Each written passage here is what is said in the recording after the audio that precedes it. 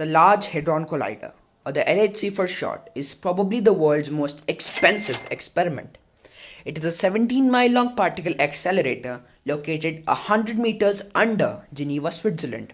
The LHC is at the forefront of human ingenuity and engineering, and an example of what we can achieve when we work together. And this is the how, the what, and the why about the Large Hadron Collider.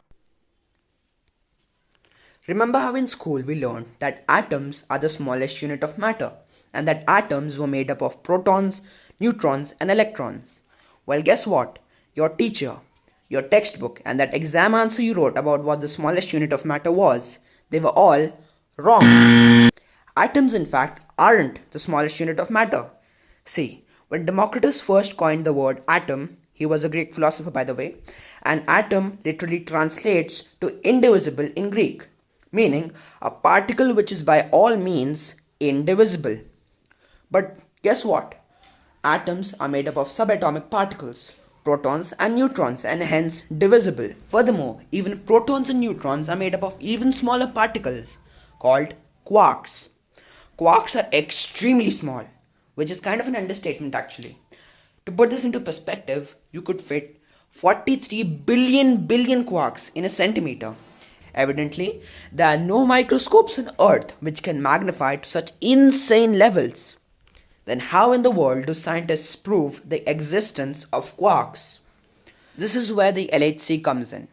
But what is the LHC exactly? The LHC is the world's largest particle accelerator. Just three fancy words for a 17-mile long oversized hollow donut which uses electromagnets and electric fields to steer a march past of billions of protons at almost the speed of light. Just like when you have a car accident, bits and pieces of the smashed cars fly around in all directions. Similarly, when two beams of protons are smashed together, bits and pieces fly around in all directions. And that is how scientists find out what a proton is made up of. Scientists have set up observatories at systematic locations around the LHC. And this is where the real science happens. Scientists use sensors and an all matter of high-tech equipment to detect particles that are made as a result of these proton collisions. This leads us to one final question. Are quarks really the smallest unit of matter? The fundamental particles of nature? The answer is we don't know. Some scientists think that there are even smaller particles which make up quarks. We just don't have the means to prove their existence yet.